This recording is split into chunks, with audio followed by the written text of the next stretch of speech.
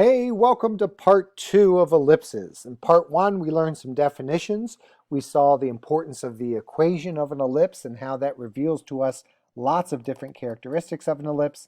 And now we're seeing how we can take an equation of ellipse and find out all the important parts that we need to know in order to sketch a pretty decent graph. So here we go. In number 3, we have the same set of directions. We're looking for the coordinates of the center, the coordinates of the vertices, the coordinates of the foci, and how long the major and minor axis are. And we see that I have given you an ellipse in a form that is just not helpful whatsoever. So, oh my goodness, look at this. We have a linear term for the x. That tells me we better group these x's and complete the square. Fantastic. I'm glad we made that video on completing the square.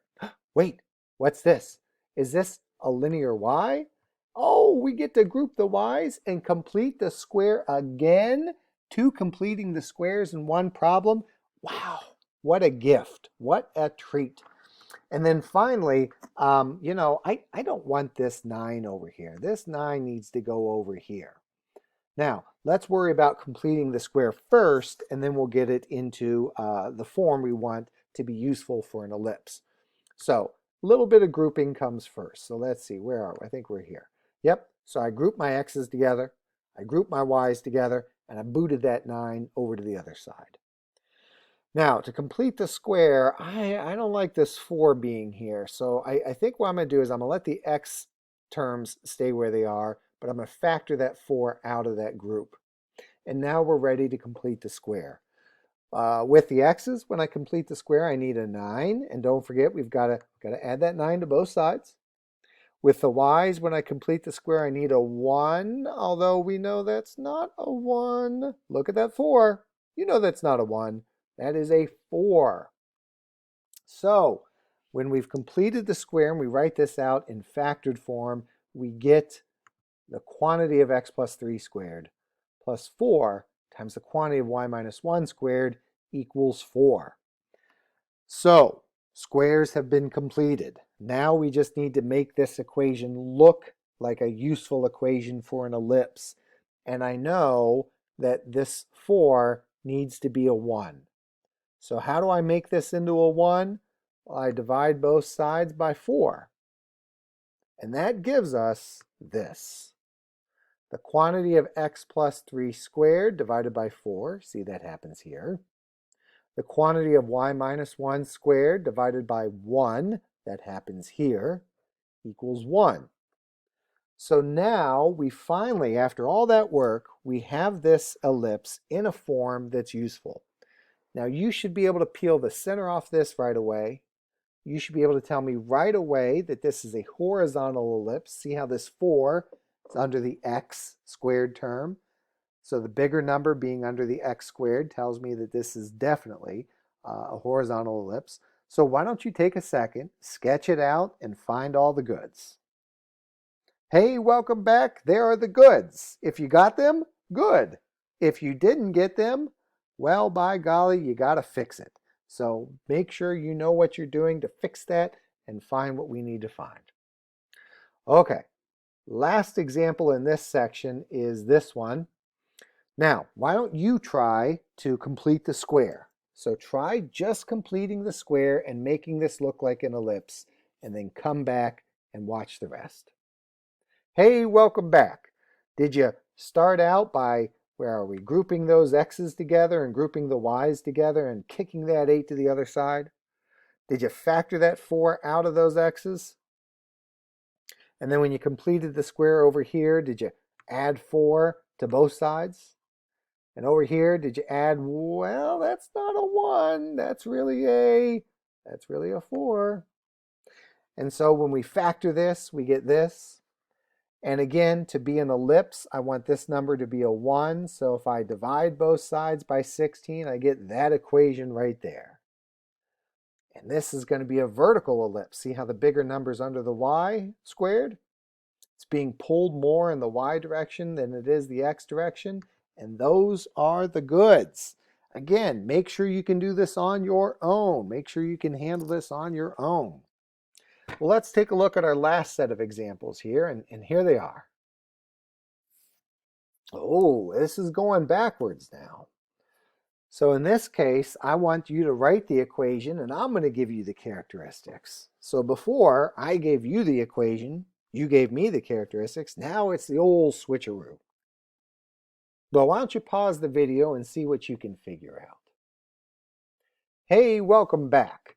Well, here's what I did. I started out by, let's see if I get this. Yeah, by doing a pretty decent graph of what I think is going on. I can tell that these foci and vertices are in this straight line, and it's a horizontal line, so it's a horizontal eclipse or ellipse. I can find the dead center of this ellipse by either finding the exact middle of the foci, or I mean, I could do the exact middle of the vertices, and a little bit of work tells me the exact middle is 0, 0. So what's that tell me? Well, that tells me my general equation is x minus 0 squared plus y minus 0 squared, both divided by something, is 1. Now let's talk about that something. Well, coming back up here to this picture, I know the distance from the center of the ellipse to a vertex is 7. And since this is a horizontal ellipse, that a value is going to end up falling below the x squared value. Now remember, the number down here is an a, it's a squared. Now I also know the distance from the center to the focus is 4. Now that's the c value. The number that goes here is b squared.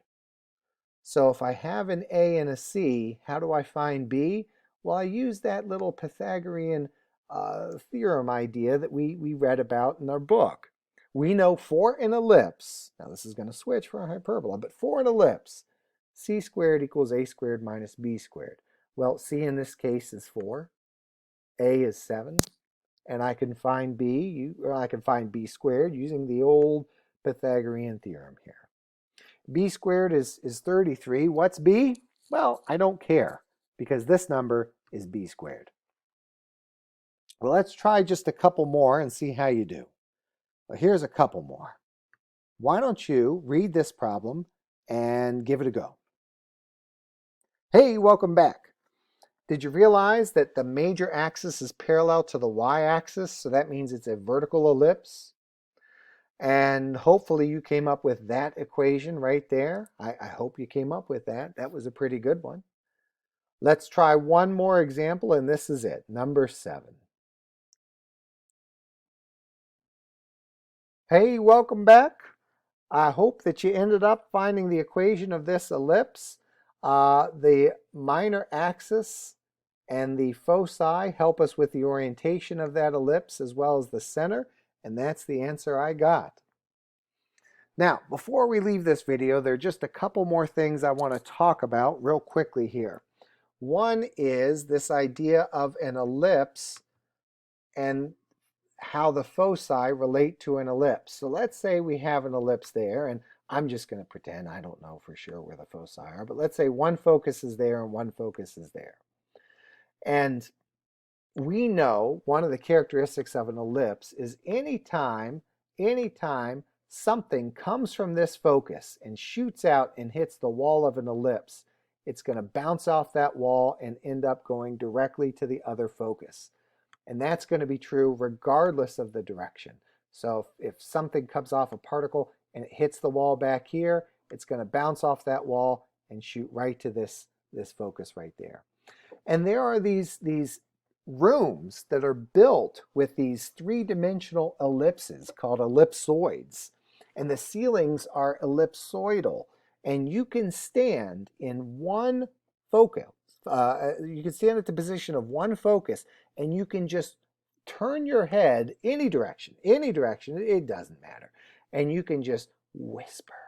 And that whisper will hit that wall and will bank right to this person's ear who's standing at the other focus. There is a very famous subway terminal in New York City where the ceiling is ellipsoidal.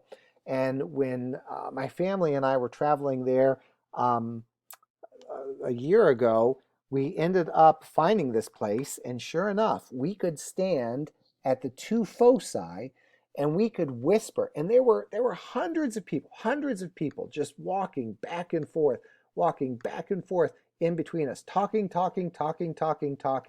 But because we were at these two foci, I could literally stand here and whisper, and my whisper would bounce right to my son or my daughter or my wife's ears standing at the other focus.